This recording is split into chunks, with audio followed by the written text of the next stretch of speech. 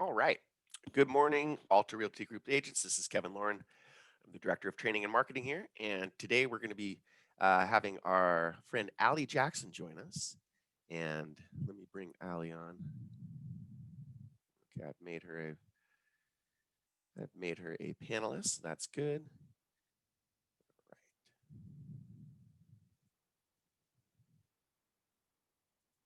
All right, Allie. Good morning. Oh, There you are. All right, perfect. Allie, good morning. good morning. I don't know if you can hear me. I can't seem to get on actual video here. Oh, that's okay. We can hear you fine. So before we go too far, I of course want to bring our liaison to Clearview Mortgage, Bill Seitz. He's the CEO over there. Good morning, Bill. How are you doing today? Hey, good morning, Kevin. How are we? Very, very good. Yep. And today we're gonna have a great webinar with Allie Jackson. And so Allie was brought to us by Travis Breton, our corporate broker. Let me bring Travis on as well, real quick. Good morning, Travis. Good morning. How's it going? Well, good. All right, cool.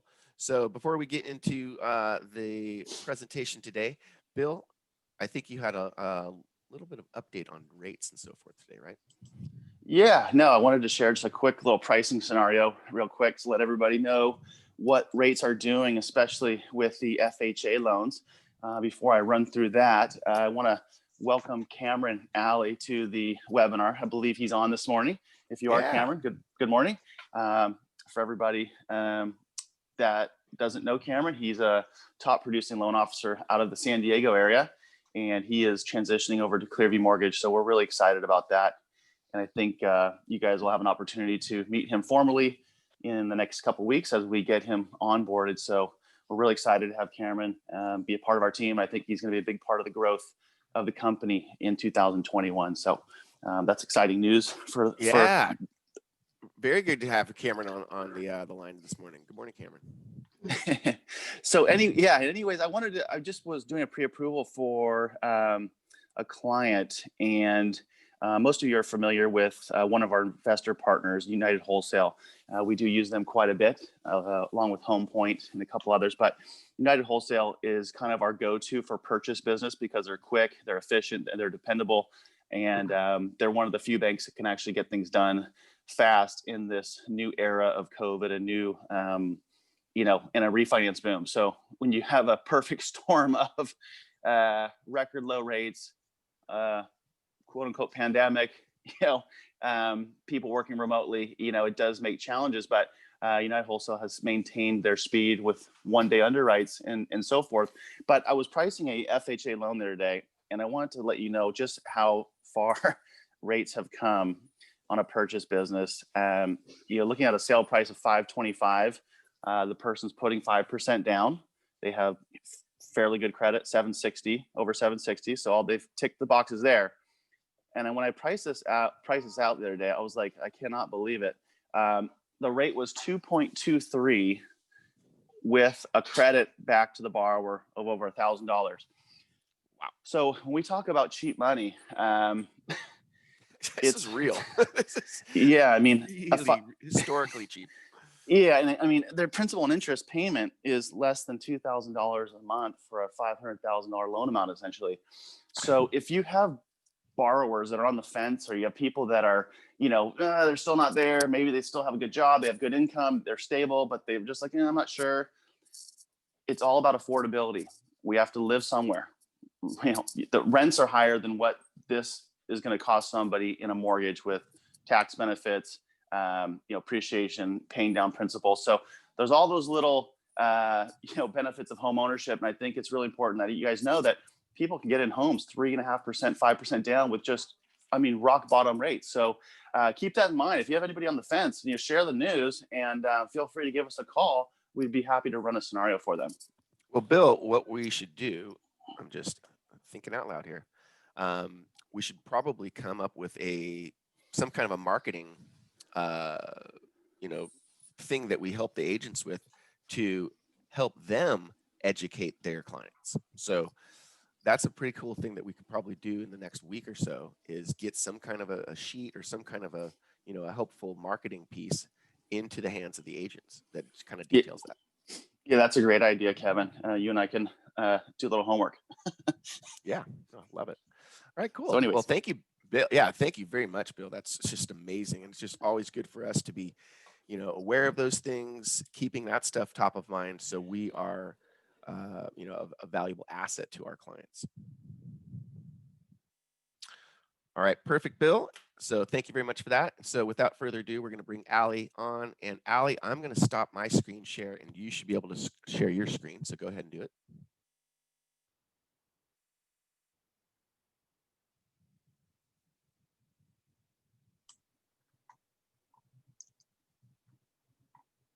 I'm getting a disabled screen share. Hold on one second here.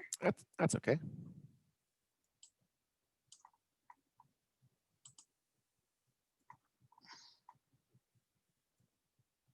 You should be able to do it now.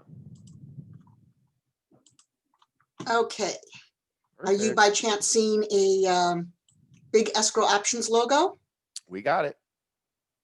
And just the slide, right? Yeah.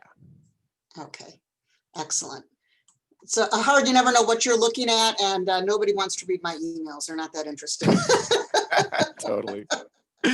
Well, thanks a lot for being with us, Allie. So maybe give us a little background about you, and then you can get into the meat of your presentation.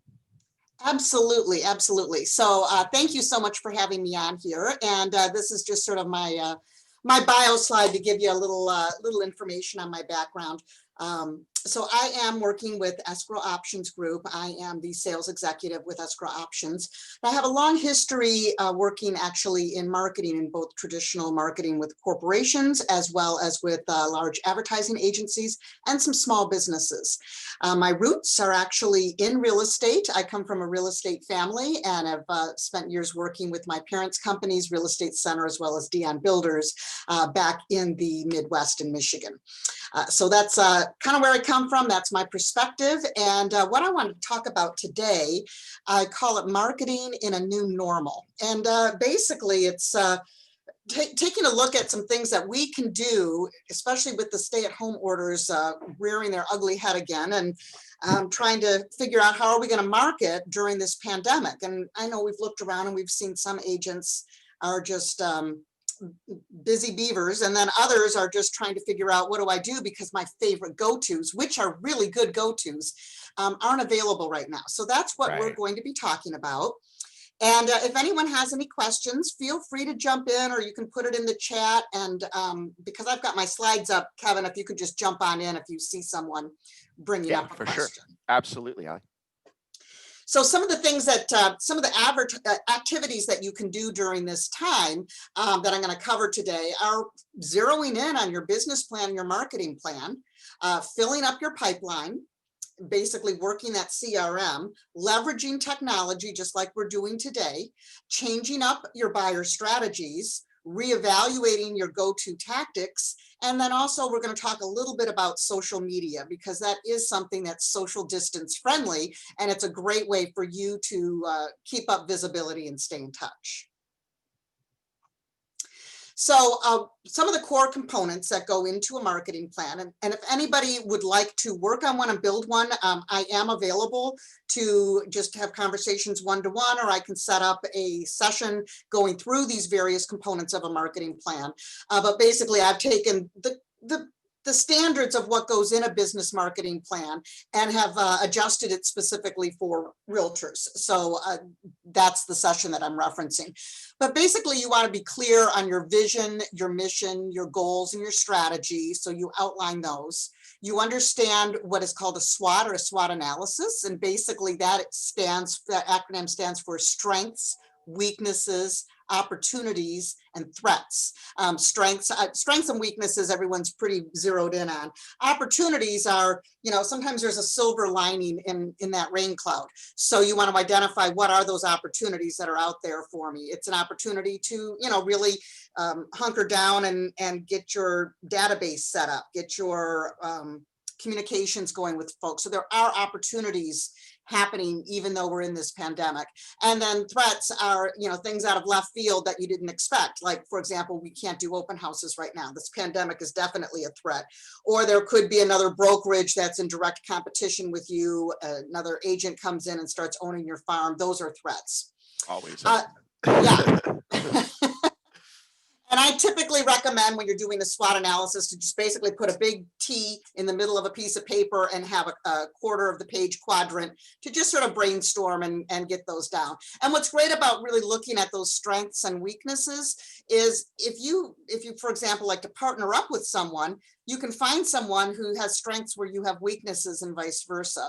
Or that's an opportunity for you to zero in on some training areas, and you can reach out to Kevin and say, hey, as I was doing my SWOT analysis, I discovered I have some weaknesses in these areas. What kind of programs do you recommend for me to get myself up to speed and stronger there?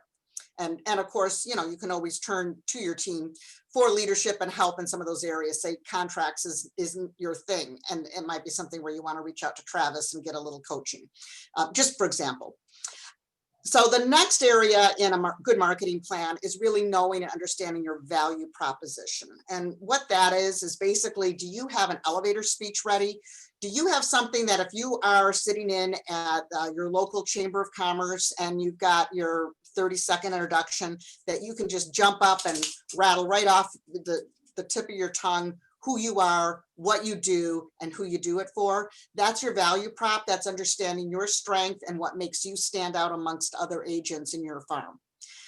Then you want to also really understand your target market. And what I mean by that is, because I know it's easy to say, well, anyone who has a real estate need, but sometimes if you try to be everything to everyone, you're nothing to no one.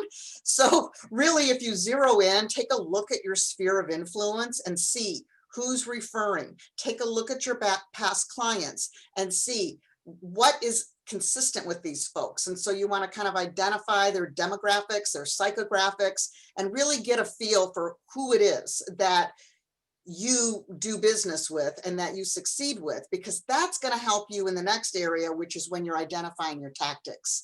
And because you want to communicate to your target market in the way they want to be communicated with. You want to put your money and your time and energies into the ways that are most likely going to reach those folks. So that's when you start putting together your tactical plan. And I'm covering a whole hour-and-a-half presentation in just a couple minutes on a marketing plan. Exactly right. But I just wanted to kind of hit on some of these things, because if it is something you want to write, you want to make sure that these are sort of the core components. And then, of course, I love that, Allie. And I work directly, one-on-one with a lot of the agents too. So I like to use these webinars as just to kind of, get the thinking going. So this is great. Exactly. And of course, we can be a resource if anyone wants a deeper dive into any of these things.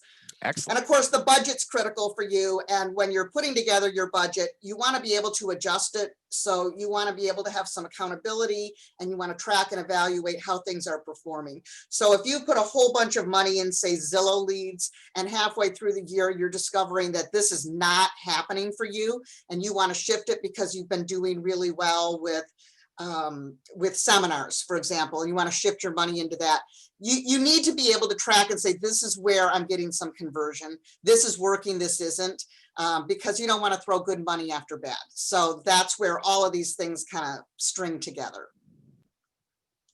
So that's kind of a 1,000-foot view on the marketing plan. For sure. And by the way, I love your quote there by Benjamin Franklin.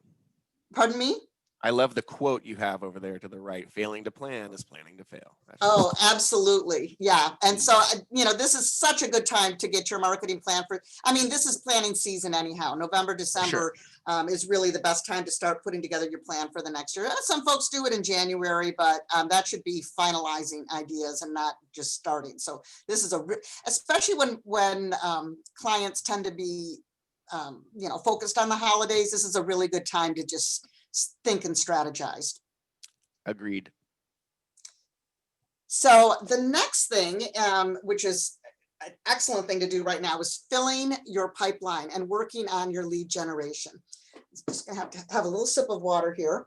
Absolutely. Yeah, this is you're really preaching to the choir here. These are all the stuff that I like to talk about. This time of year is absolutely the time to be planning. Some agents are doing less deals, and so it's just a perfect time to be doing all of this. Absolutely. And, hopefully everyone here is working with a CRM, which stands for Customer Relationship Management, for those of you who don't know. There's a lot of different tools out there. Kevin, I don't know if there's one that you've been recommending to everybody. Yeah, we have all the agents have access to what is called agent marketing. So absolutely, we have a great CRM. Excellent. Because, a good CRM system, you can't count on your memory, and you can't count on Outlook.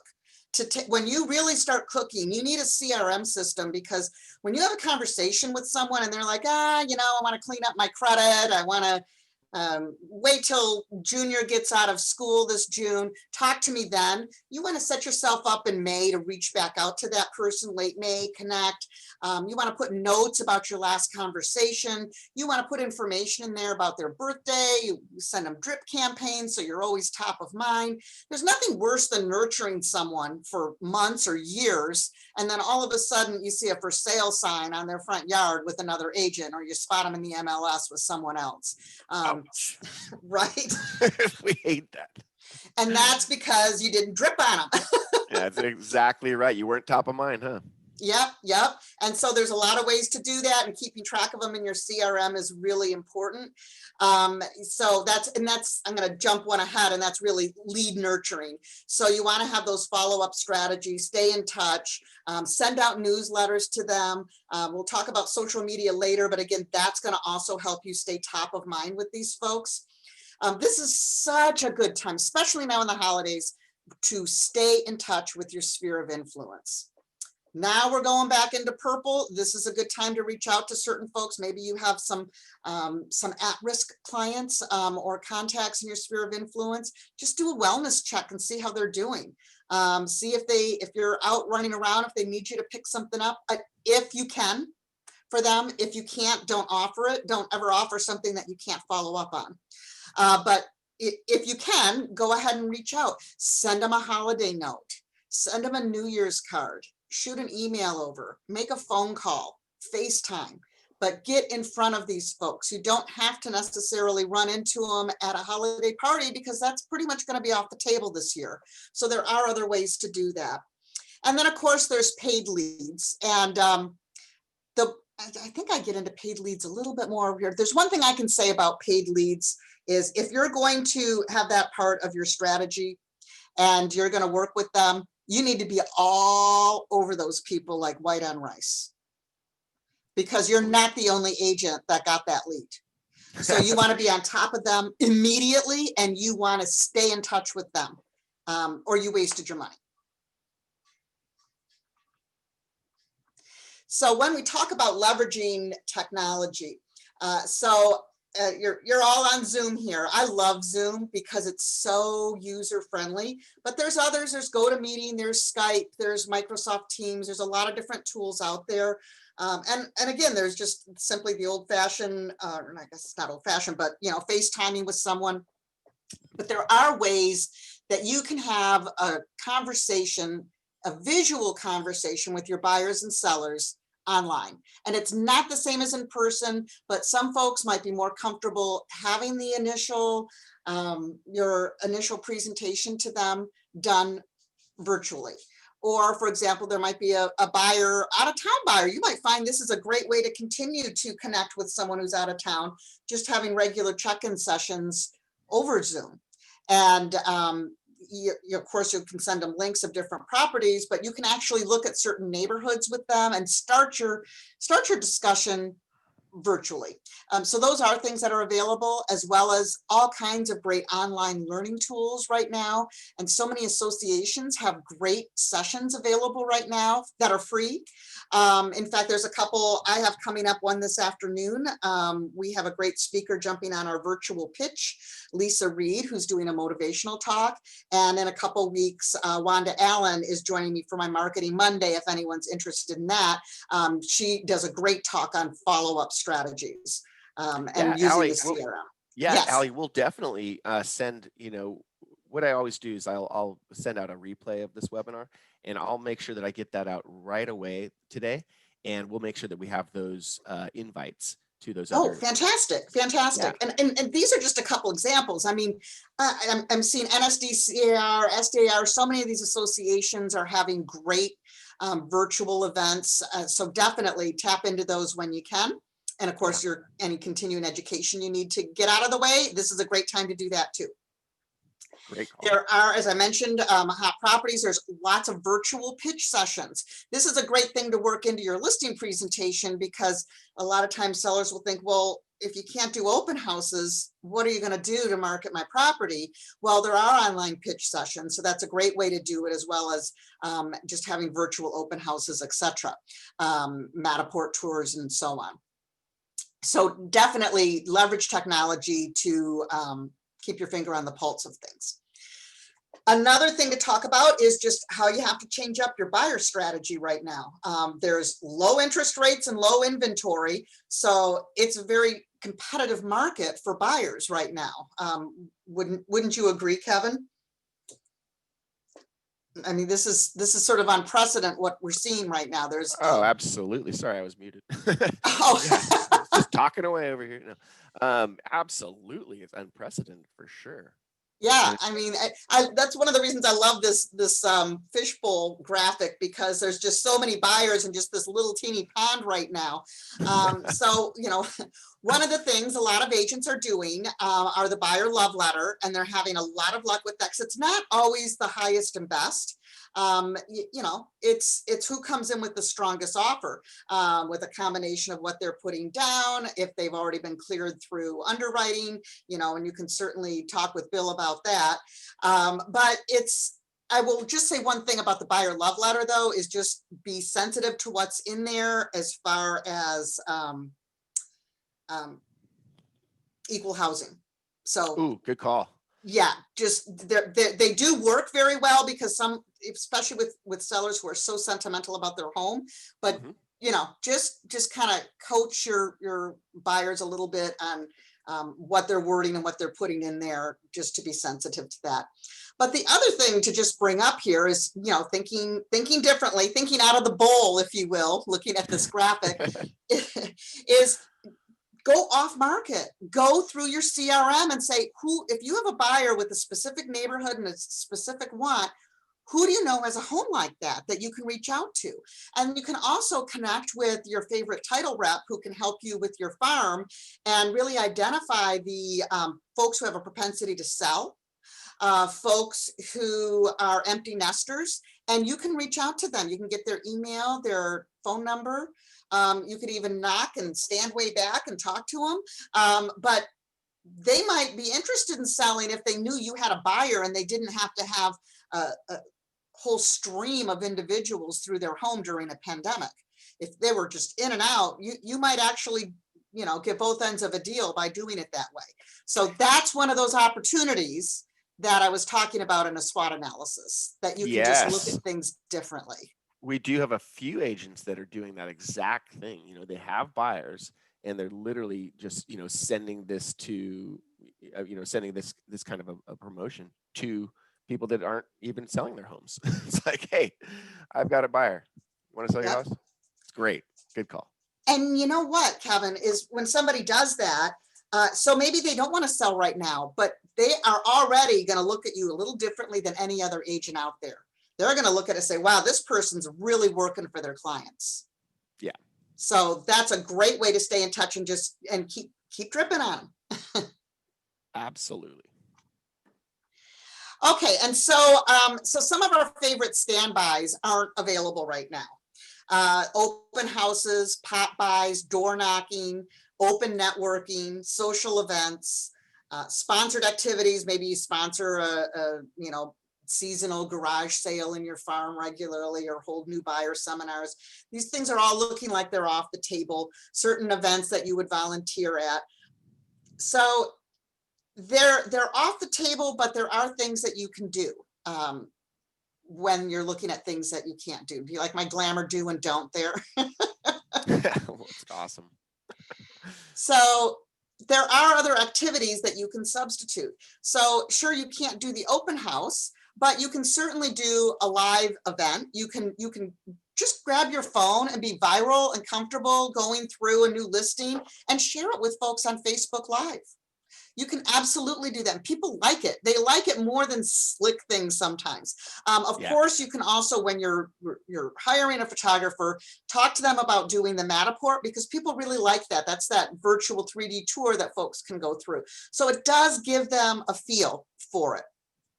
And other agents are doing sort of an off-book open house, and that they're, you know, from 12 to 4 on Sunday, by appointment only. So it's sort of like an open house, but it's not, because they're vetted folks that are going through the property and you've scheduled appointments with them. Right. No, and it's really perfect for social media. You know, as people are scrolling through their feed, you just see, you know, somebody going through a home. It's interesting. If you're interested, you know, a lot of people are just, even if they're not looking for a house, they're like, oh, they're interested in real estate and they like to look at cool houses.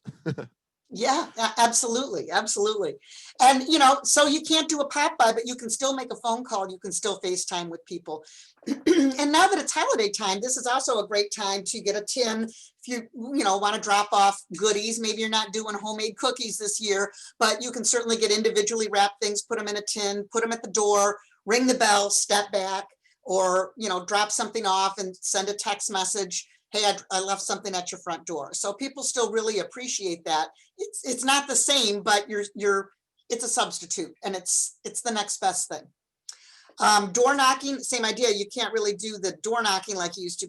That's, you know, you got to be sensitive. People aren't going to appreciate that, but you can certainly drop something in the mail. You can have door hangers. If you have your special farm, there's nothing like letting folks in your farm know what their property value is. Values are going up, and people love to see that. So tell them what's sold, tell them the average cost per square foot currently in their neighborhood. They might be stunned. Well, you've got your finger on the pulse of the market and know what's going on. The average consumer does not. And an average consumer isn't aware that these low interest rates are just driving up values in homes. So let them know that. Now, open networking isn't there, but, you know, I've attended some chamber meetings where it's on Zoom, and then they put us in breakout rooms. So there are still ways to do that. If you're on a charity board of some sort, they're still getting together, again, virtually. One-to-one coffees is still something, or you can, you know, meet up folks. My book club is meeting virtually regularly. You can meet up in a park and social distance, or even do like a creative project, paint wine glasses, social distanced. So there are ways to do that. You just have to be sensitive to it. And you can tell that my puppy dog thinks that that's a great idea, going out to the park. Right? Absolutely. He heard that word and he just had to chime in. Good for him. Good for him. So, and then you can also sponsor things. You can sponsor online seminars. Maybe, you know, partner up, you know, maybe somebody wants to partner up with Bill and put a new home buyer seminar on and talk about getting credit cleaned up or something like that. And you can, volunteering, even though it won't be at the same necessarily an event, it is needed more than ever right now, with certain food drives, with community cleanup that's available, that's social distance, toy drives.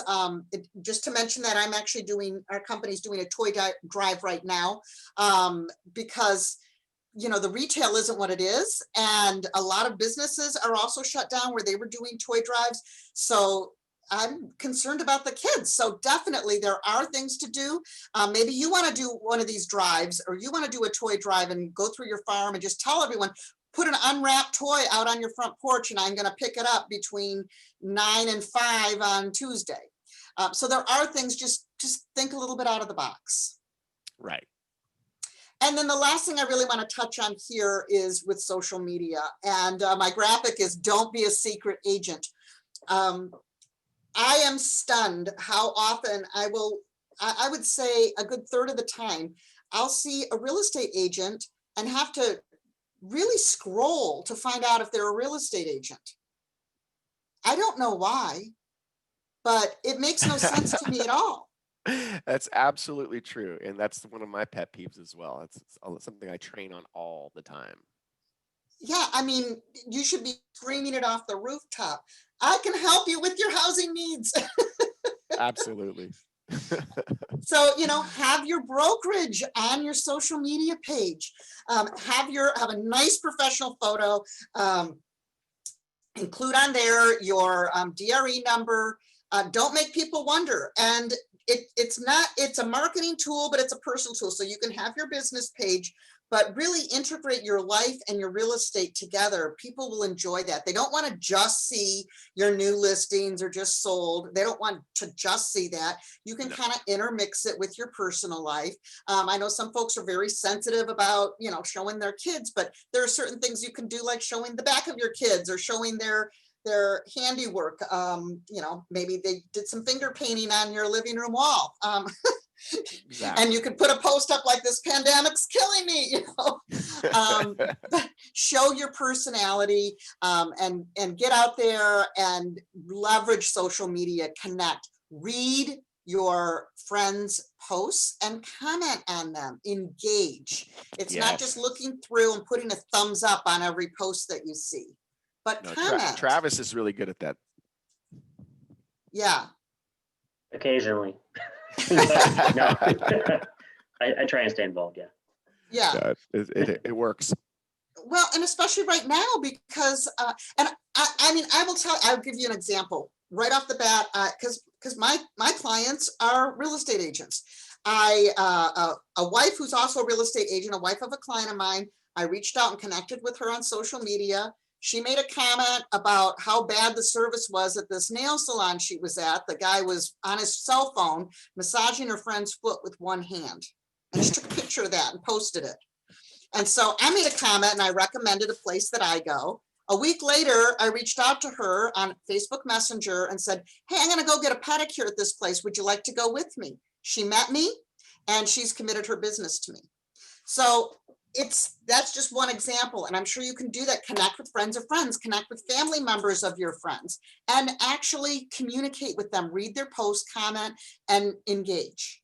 Of course, that was back when you could go to salons, but that's just one example of how social media can help you connect, especially when we're missing that person-to-person connection so much right now. And just a couple other things to comment. When you're on your social media, I do recommend being Switzerland, being neutral. I know it's difficult for some folks, but just understand, if you are going to be blasting a lot of extreme political opinions on there, you're going to be knocking out about 60% of your market. Yeah, good call. There's the half who just simply don't agree, and then there's going to be another group that's just uncomfortable with the topic or with politics being out there. So just be aware that social media, I mean, you can put together a friend list and make certain posts or comments or messenger groups to your personal friends or family members that you want to share certain things with, or just email a separate group of folks that are like-minded. But just remember, your social media is out there for the world to see. You can't unring a bell. When you put stuff out there online, it's out there. So even though at one moment in time you might have a real strong political opinion, try to take a breath, walk away, and then rethink, do I really want to send that? That's a really good idea. I've learned that with email sometimes. Don't just shoot off a heat of the moment email. Stop, sleep on it, look at it in the morning. Right. Would I say this face to face to a person? That's a good litmus test. Exactly. And again, so social media is a fantastic place for you to leverage virtual showings, and people really do enjoy looking at that. So show off your properties and just get on and talk to people. I've seen some agents do some great posts where they're just talking about how hot the market is right now. It doesn't need to be long. And you don't need to be slick broadcast ready all the time to do these. Just be yourself. That's how people are going to connect with you. That's right. And one just comment I want to make is, all of these things, eventually we're going to get back to normal, but we can still use all of these same things even when, everything's back to normal, right? These Yep. are all tools to connect. So it's like when the pandemic's over, we don't have to be like, okay, well, we're not going to use these tools anymore. This is stuff that we're always going to be using, you know? Exactly. And now you're going to be so much more efficient at it. Right. You'll be masters. So that kind of wraps all that up. And then I, again, just want to mention, and so Kevin will make sure everybody has access to this, but later this afternoon, Lisa Reed from Productive Learning is going to be giving a talk on our virtual pitch session. It'll be a quick pitch first, and then she's going to talk about using your creative mind to achieve your goals. And a big part of her talk is breaking through blockers of your mindset. So she was highly recommended to me. And so I'm very excited about her talk. And then Monday, the 21st, Wanda Allen is joining me for my Marketing Monday session. We're going to talk a little bit about CRM, and she has amazing follow-up strategies, and we'll probably be giving access to a free coaching session with her as well for attendees. So we'll get information out about that. And again, here is my contact info. If anybody would like to talk a little bit more about marketing ideas and strategies, I'm always here for you. And of course, I'm always here to open escrow and would love to help you out with that. Escrow Options Group has 12 different branches. So we're in San Diego County, Orange County, Riverside, as well as LA. And we are very service focused. So give me a holler. We'd love to help you out. Great. Thank you Allie. so much. Oh, absolutely. Thanks for coming on our webinar. We really appreciate that.